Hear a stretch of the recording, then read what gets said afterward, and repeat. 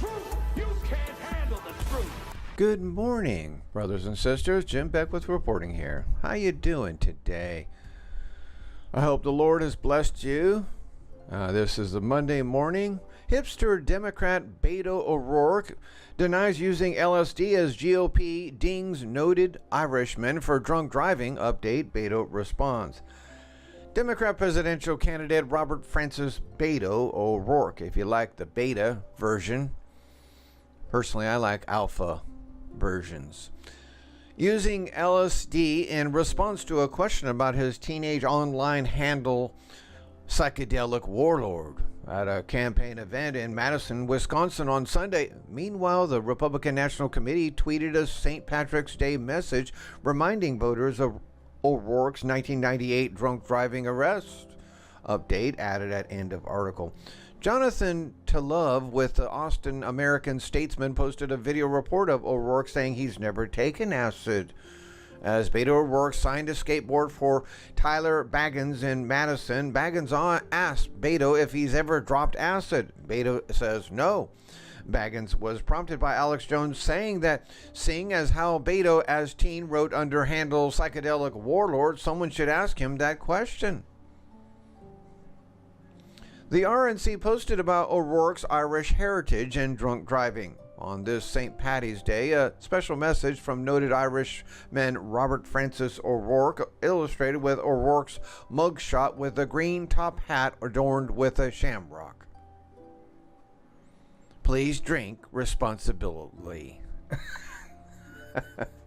The Houston Chronicle reported last September during O'Rourke's failed Senate race against Senator Ted Cruz on O'Rourke's DWI. State and local police reports obtained by the Chronicle and Express News show that O'Rourke was driving drunk at what a witness called a high rate of speed in a 75-mile zone on Interstate 10, about a mile from the New Mexico border. He lost control and hit a truck, sending his car careening across the center median into oncoming lanes. So there's a safe driver for you.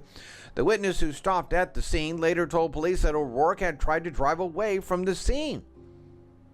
Oh, what a nice politician that would make, huh? O'Rourke recorded a .136, and if you don't know, the I think it's .08, if I get my decimals right, is breaking the law. That's when you've been over the legal limit.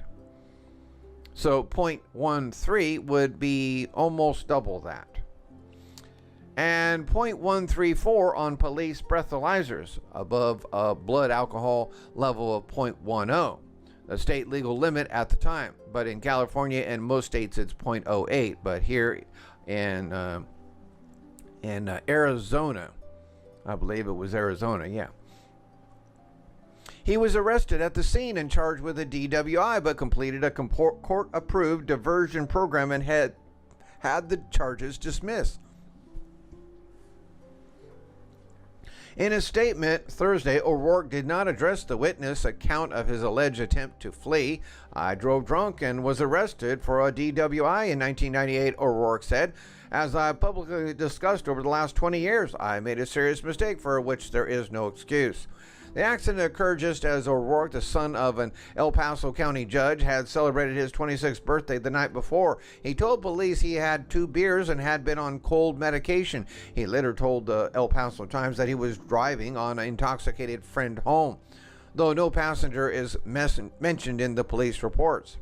Well, what do I keep telling you about people who hate Donald Trump and making America great again? They hate to take away their abominations and also drugs. That's right. I bet Beto is doing a lot more than just drinking a beer here and there nowadays. The GOP followed up with an attack on O'Rourke's thin record as a 3-term Democrat congressman from Texas. O'Rourke was a failed member of Congress with a far-left liberal record, voted with Nancy Pelosi 94% of the time, only passed one bill renaming a courthouse. That's a bill. Supports the $93 trillion Green New Deal, voted against the Tax Cuts and Jobs Act, which added 360,000 jobs to his home state. O'Rourke responded to the GOP attack. video report posted to Twitter by ABC News reporter Johnny Verhoeven. I think people want us focused on the big picture. They want us to be defined not by this pettiness or the personal attacks that we see in ones like the ad that you just described. Meanwhile, Donald Trump has never smoked, never drank any alcohol in his entire life. But he's a womanizer.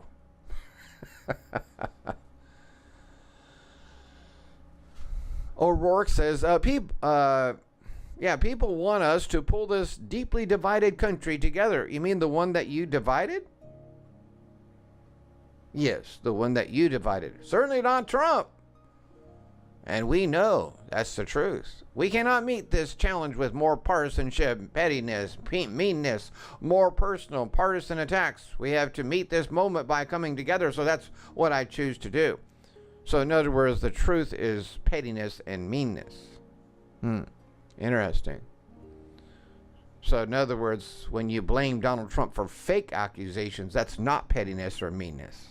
For lies and make up lies about him, that's not meanness. But when we talk about the truth of your past, that's pettiness and meanness.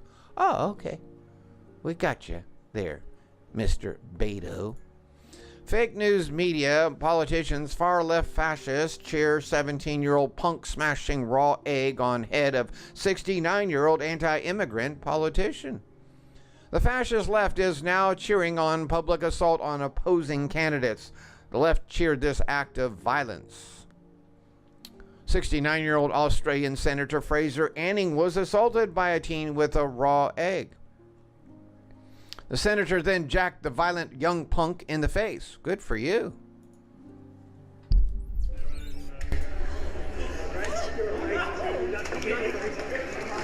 I love it.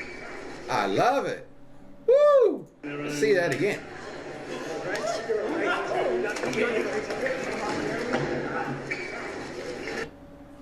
Where'd the boy go?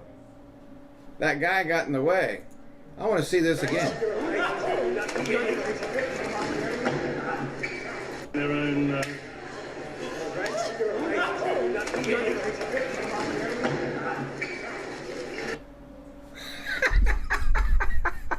I love it. The fake news Walpo immediately condemned the senator. Well, you know, it's Hosea 4 all over again, and God's going to judge the world real soon. That's what it's all about. The 17-year-old punk physically attacked a 69-year-old man. Arbiters of civility cheer assailant and condemn victim for defending with restrained slap to assailant's face. Twitter allows flood of egg boy hero tweets stoking more assaults. Who are insiders of violence? Twitter. Twitter is. No, not just the left. Twitter is. Twitter and YouTube incite in violence against conservatives, Christians. That's what they do. Following the Friday New Zealand mosque shootings, Senator Fraser stunned the international media by blaming the bloodshed on immigration program that allowed Muslim fanatics to migrate to New Zealand. Leftists believe this gives them the right to assault the senator. This is the modern day left. And you know they're trying to take away your rights, your First Amendment rights, and put you in prison for talking any truth about Islam. That's what they're going to do.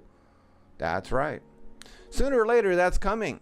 They already gave a man in for just tweeting the truth about Islam in California. They gave him a sentence and a fine. That's right. All right, well, let's see. Where were we? Let's see. We're going to go back to Zechariah. Chapter 10. Ask ye of the Lord rain in the time of the latter rain. Now, see, again, this is God speaking in spiritual terms of great tribulation saints. Even Zechariah is prophesying of another group of saints in a dispensation of the 7 years of the time of Jacob's trouble, or Daniel's 70th week, or the time of the heathen, Ezekiel 30 verse 3. So the Lord shall make bright clouds and give them showers of rain to every one grass in the field. For the idols have spoken vanity, and the diviners have seen a lie, and have told false dreams. They comfort in vain. Therefore they went their way as a flock. They were troubled, because there was no shepherd. And if you don't know that Scotty Clark is a diviner, the description of a diviner is an astrologer. They're both in the same group. God condemns them. Is one who looks at the stars and tells the future by the stars. That's exactly what Scotty Clark does. He's an astrologer. And he mingles it with the Bible. I would never do such a thing. Mine anger was kindled against the shepherds, and I punished the goats. You see, so the shepherds are what? The pastors. And the goats are the non-believers. For the Lord of hosts hath visited his flock, the house of Judah, and hath made them as his goodly horse in the battle. Out of him came forth the corner, out of him the nail, out of him the battle bow, out of him every oppressor together. And they shall be as mighty men. Let me, hold on a second. It says, has visited the flock of the house of Judah, and hath made them as his goodly horse in the battle. Oh yeah, out of him, out of Judah. He's saying, yeah, and this would be Joel's army, the 144,000. No, they're not saints. They're not people who get saved in the time of the Great Tribulation. The Bible never said that. That's what many pastors try to turn them into, because they don't study. And they and see, just like I said, they shall be as mighty men. That's what they are, Joel's army, which tread down their enemies in the mire of the streets in the battle, and they shall fight, because the Lord is with them, and the riders on horses shall be confounded. Thank you for listening. Ladies and gentlemen, I have a very important announcement. Would you like to see most of your illnesses go away? Let me introduce you to the Water Smacker. A new modern breakthrough in science has come to knowledge, ridding your body of many toxins through this state-of-the-art new technology. The testimonials are endless. People have been healed of shingles, pancreas survivor healed, colon cancer patient healed. Your skin returns its oil back to itself and elasticity. Gray hair goes away. Look younger. Red blood cells return to being round. Plaque in your arteries is wiped out. Blood pressure is lowered. Feel stronger and have more energy. Return to a more youthful feeling and look. Pick up your Water Smacker today for only $350, and don't forget to mention Brother Jim sent you. The link is down below, along with a website and other videos for a much longer description. Thank you.